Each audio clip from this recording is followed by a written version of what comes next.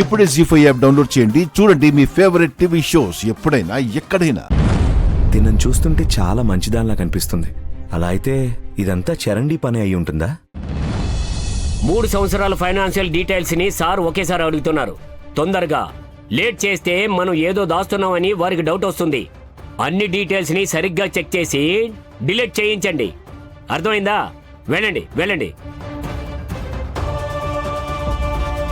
ఈ డీటెయిల్స్ అన్ని ఎవ్వరూ అడగరని కాముగా ఉండి తప్పు చేశాను. మేడం చెప్పినట్టే ఈ బాస్ దగ్గర చాలా జాగ్రత్తగా ఉండాలి. తొందరగా డిలీట్ చేయండి. ఎంతసేపు?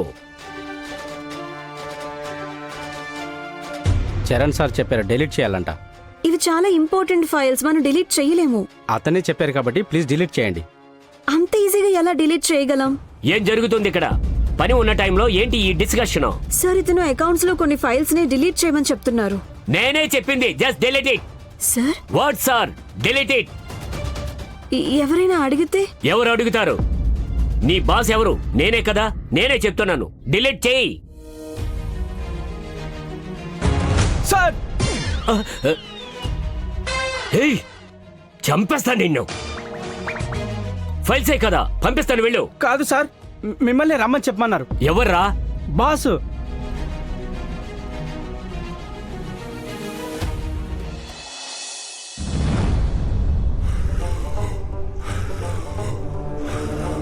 అవ్వదు అంటే ఏంటి అర్థం? వద్దు అని చెప్పలేదా? మావయ్య చెప్పారు రామ్ మొదటి రోజు ఆఫీస్కి వెళ్ళాడు, ఎవరు డిస్టర్బ్ చేయకూడదు అని. నీకు అర్థం కదా? వాళ్ళకి ఫోన్ చేసి రావద్దు అని చెప్పు.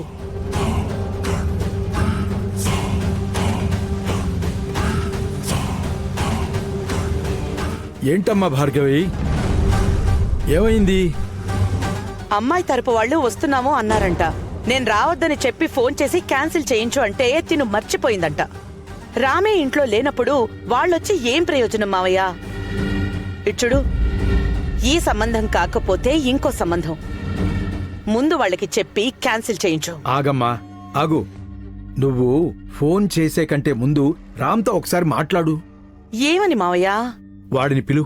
పర్వాలేదులేండి, మొదటి రోజు ఆఫీస్కి వెళ్ళాడు. డిస్టర్బ్ చేయడం ఎందుకని మీరే కదా అన్నారు. హడావిడిలో ఏదో అన్నానులే అమ్మా, కానీ పనెంత ముఖ్యమో శ్రీరామ్ పెళ్లి కూడా అంతే ముఖ్యం కదా. నువ్వు వాడిని పిలు. నువ్వు పిలిస్తే వాడు తప్పకుండా వస్తాడు. నా రాముడు పెళ్ళా? ఏ వాట్ ఏ సర్ప్రైజ్!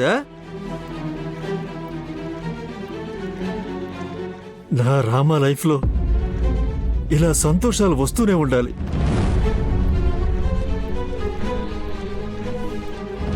పాపం నా రామ చాలా బాధలను చూశాడు. లేదు, నా రామ బాధల్ని అనుభవించేలాగా చేశారు.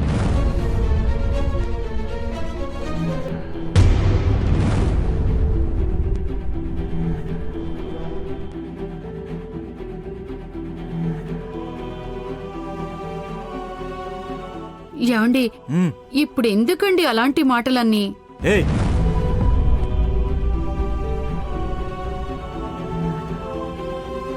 అది సరే, అమ్మాయి ఎవరు? ఎవరు వెతికింది అమ్మాయిని? మంచి అమ్మాయి అయి ఉంటుంది. మన భార్గవి అక్క చూసింది. అలాగైతే ఇది సంతోషపడే విషయం కాదు. సాధన, అమ్మాయి తరఫు వాళ్ళు పెళ్లి గురించి మాట్లాడటానికి వస్తున్నప్పుడు ఎలాంటి అపశకున మాటలు ఇంట్లో వినిపించకూడదు. నీదే బాధ్యత. విన్నావు కదా? సరే మావయ్య.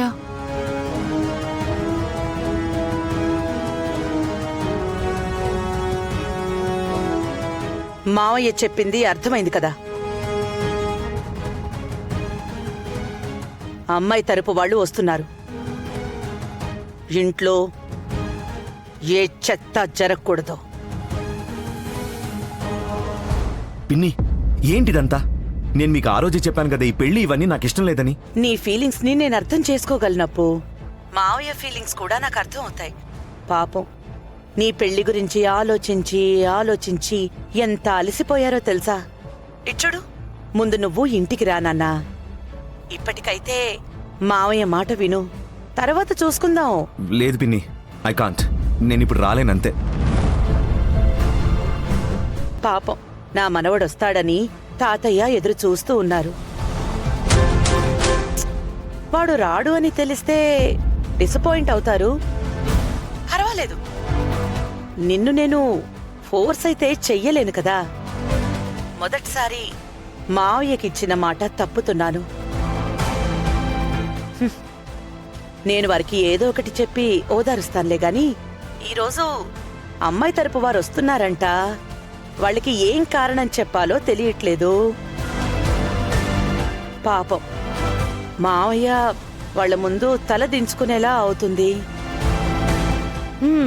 ఇట్స్ ఓకే, వాళ్ళ దగ్గర నేను క్షమాపణ అడుగుతాను. రామా, నువ్వు పని కంటిన్యూ చేసుకో. సారీ, కాల్ చేసి డిస్టర్బ్ చేశాను. పిన్ని, ఒక్క నిమిషం. చెప్పు రామా. నేను వస్తున్నాను. ఏంటి? నేను వస్తున్నాను. నువ్వు ఎవరి దగ్గర క్షమాపణ అడగాల్సిన అవసరం లేదు. థ్యాంక్స్ అప్పు, తొందరగా రా.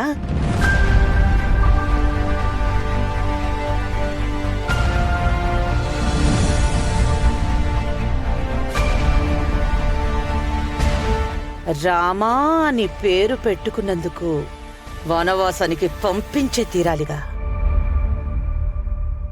అరే, కొంచెం కామ్గా ఉండరా. నాకు ఇవన్నీ నచ్చవని తెలిసా కూడా ఎందుకురా ఇలా చేస్తున్నారు? కాదు, నాకు పెళ్ళంటే ఇష్టం లేదని తెలుసు కదా. వాళ్ళెవరో అమ్మాయి తరపు వాళ్ళు వస్తున్నారంట. నేను వెళ్ళి వాళ్ళకి ఏం చెప్పనురా? పిన్నికి అన్ని విషయాలు తెలిసి కూడా పాపం తన కూడా ఏం చేస్తుంది చెప్పు? ఇదంతా తాతయ్య మొండితనమే. ఎవరో గుర్తు తెలియని అమ్మాయి వస్తుందంట. పాస్ ఆఫ్ ఫెయిల్ అని నేను వెళ్ళి మార్క్స్ వెయ్యాలంట. Non sense. నువ్వెందుకు అలా అనుకుంటావు? ప్రేమలో ఓడిపోయిన వారికి జీవితమే లేదనుకున్నావా? అలా అనుకుంటే అది నీ మూర్ఖత్వం. అలా అయితే నేను బ్రతికే జీవితం కాదా? ఇచ్చుడు, నేనిప్పుడు ఎలా ఉన్నానంటే సంతోషంగా ఉన్నాను, ప్రశాంతంగా ఉన్నాను. నన్ను నా బ్రతుకు బ్రతకనివ్వండి ఎన్నిసార్లు చెప్పాలి? అందుకే ఈ ఒక్క కారణానికే నేను ఇండియాకి రాలేననేది. సంతోషంగా ఉన్నానని నీకు నువ్వే అబద్ధం చెప్పుకుంటున్నావు. నీకు కావాల్సింది నువ్వు పోగొట్టుకున్న ప్రేమరా. అది నీకు ఒక అమ్మాయి మాత్రమే ఇవ్వగలదు. ఛాన్సే లేదు. నా జీవితంలో ప్రేమ అనే చాప్టర్ అయిపోయింది. అది ఇంకోసారి పుట్టడానికి ఛాన్సే లేదు. చాప్టర్ అయిపోగానే అధ్యాయమే అయిపోయిందని ఎందుకు అనుకుంటావు? నీకు మంచి అమ్మాయి ఖచ్చితంగా దొరుకుతుంది. అసలు నా లైఫ్లో ఏమండి, లోపలికి రావాలంటే పర్మిషన్ తీసుకోవాలంటే మేనర్స్ లేదా మీకు?